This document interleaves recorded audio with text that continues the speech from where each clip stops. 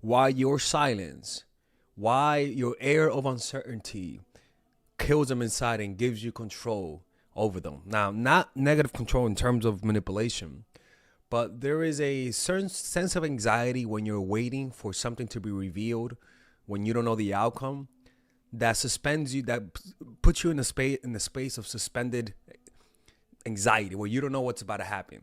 In that state, people become more compliant. People listen to more what you say. And in general, you have more control over them, right? But the point of this is not to give you control over them. The point of this is to allow you to see its real nature, because it gets them emotional. And the more emotional somebody becomes, the more real they begin to act, the more of themselves they begin to act. And that's when the mask slips off and you begin to see their real personality when they get emotional. So that's why applying the strategies that I'm going to teach, it's not about manipulating, it's not about hurting them, but about putting yourself in a position where you can see through the clouds, through the smoke, through the mask. And so let's begin this. By the way, we're having a seminar in London. Purchase the tickets in the description down below. Look, essentially, humans need, even when it comes to the actual silence, right? Humans need noise. It's a recent adaptations for humans to need something always in the background. Before computers, people had the television, where they would keep the television turned on for all day. Why? Because humans are not comfortable with silence. And this uncomfortability with silence is really an adaptation. It's really a learned adaptation. Silence affects people mostly who have separation anxiety. Separation anxiety disorder commonly develops after a person experiences a major stress or loss, such as a death of a loved one, a pet, or change of schools, divorce, or some disaster that separates an individual from their loved ones. Additionally, having parents who are overly protective or intrusive might lead to separation anxiety, right? So if you meet a man or a woman who've been through these types of situations, most likely your silence will affect them more, especially people who were neglected by their parents. Why? Because silence makes people feel uncomfortable, right? Humans want to understand. And when they don't fully understand you, they'll naturally be drawn to you. Not because you're someone special, but because humans naturally want to understand what they don't understand. A sense of uncertainty about the future generates strong threat or alert response in your limbic system. Your brain detects something is wrong, and your ability to focus on other issue diminishes. So that means when they feel through your silence that maybe your silence is because you're about to leave them, all of a sudden you become the center of their attention. All of a sudden, them not knowing what's inside of you, you keeping your cards close to you, they begin to lose interest in other things and focus on what's causing them this anxiety, and that's you. And that's why all of a sudden they'll begin to think of you. They'll begin to see you everywhere. They'll get obsessed with you. They'll want to see all your photos and posts and stuff like that, right? Because you're causing them a release of a stress hormone called, what's it? Not oxytocin, not dopamine. You know what I'm talking about. I completely forgot about that stress hormone. Which one is it? Cortisol. There you go, cortisol. Right? Your brain doesn't like uncertainty. It's like a type of pain, something to be avoided. Certainty, on the other hand, feels rewarding, and we tend to steer towards it, even when it might be better for us to remain uncertain, right? The brain likes to know what is going on by recognizing patterns in this world. It feels certain.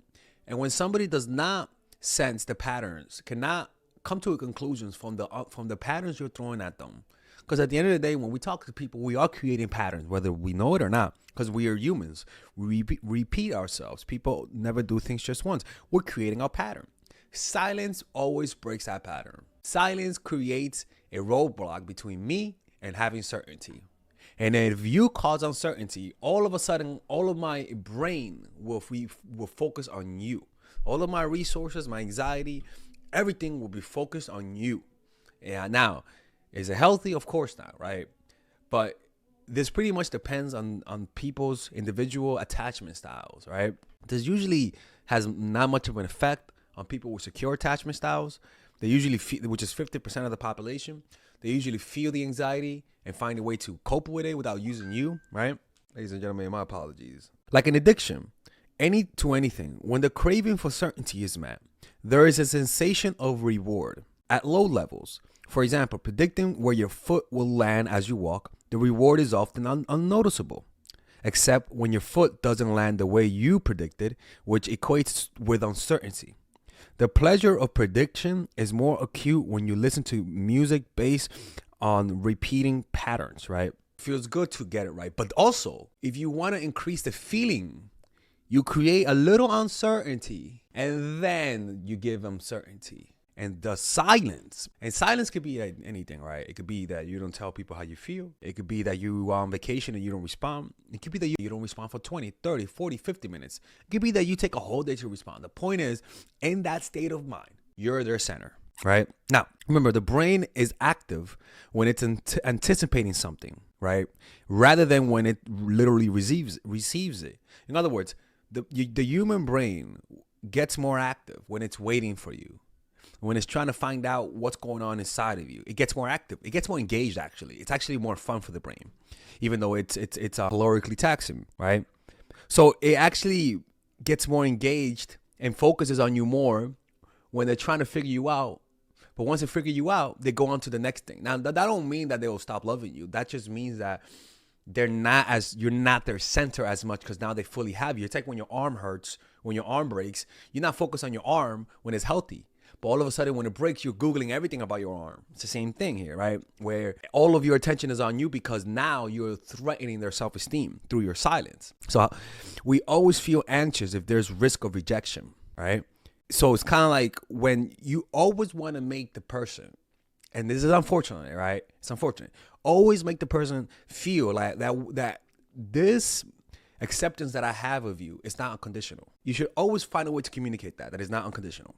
Because if you show that you unconditionally love them despite what they do, they're not going to feel that fear of rejection one day. And that means that they're going to take you for granted. You want to keep their brains active. Always keep them engaged. Always think about the neurochemistry of the person's brain when you're talking to them. Anxiety it's good sometimes. Now, how do you create some uncertainty outside of silence, right? Outside of pulling away, silent treatment, or even that's why people do pulling, like when you do the silent.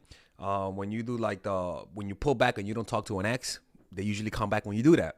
But what are other ways to use silence to create more uncertainty? How do you do that? For example, let's just say you're talking to someone and they're friends with you. One of the ways to insinuate that you like them, one of the ways to get in their heads, let's just say we're both friends, right? And we're both platonic, right? And you ask me, Alexis, what did you do this morning? Right? And me and you, and I've always looked at you like this. Of course, yeah. Nah, I'm just chilling. But this time, I look at you like, what I did this weekend?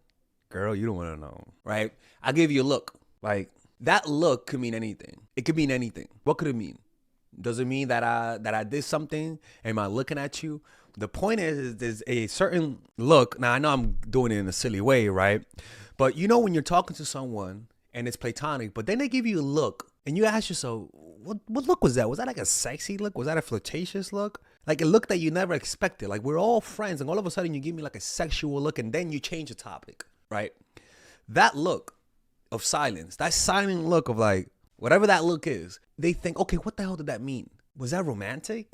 Was that sexual? Was that friendly? And the key is to make sure that it remains ambiguous. Or it could even be a touch, right? Like a touch of the leg, right?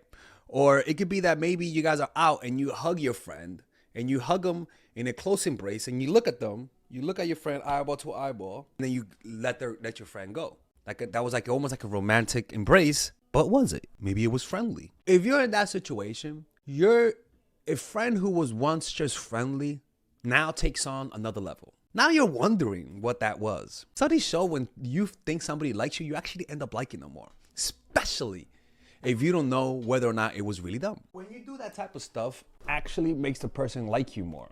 Why? Because the person doesn't know what that look was. And when they don't know what that look was, based on what we teach in here, what do you think they're going to do? They're going to be thinking of you. And over time, they could possibly crystallize an image of you in a romantic way. Why? Because you gave them a look. Everything was friendly. Everything was cordial. And then you insinuated a little sexuality. I remember one time I was talking to this girl and we were friendly. It was purely friendly. There was no sexuality behind it. And then all of a sudden she said something about sex. I don't know. And then she came to my ear and said, she was talking like this. And then all of a sudden she changed upped her voice to more of a sexual voice, and she was like, "But I would never do something like that." And she said it to my ear, and I was like, "Oh my God, that was so sexual." And then she went back to normal. After that, I started thinking of her. I didn't know what to feel. It was an ambivalent feeling, and the reason why is because I didn't know what that meant. She put me in a state of uncertainty. She imbued that sexuality, took it back, but because I saw a glimpse of her sexuality, now I'm thinking, was that on purpose or not? It's better to insinuate your love for someone than to directly talk about it. Your silence about it will have more insinuating power. Other ways to insinuate is through a look, a gesture. You could give them a look, an underlook to a target. You can say something about now, but give him or her a seductive look to say that what you're talking about has more meaning, right? The underload, it's almost like saying, someone's like, let's just say we're friends, and we're like, well, a lot of times friends fall in love. A lot of times good friends end up being the best types of relationship. I wouldn't know, right? And I know this is shitty. I'm not a good actor, people. But the point is that you get them thinking, and then maybe you give them a look afterwards. You get them thinking. That's the whole point. Like, she's like, was that directed at me? Like, was that like an insinuation? What's going on here? And the key is to never give that certainty.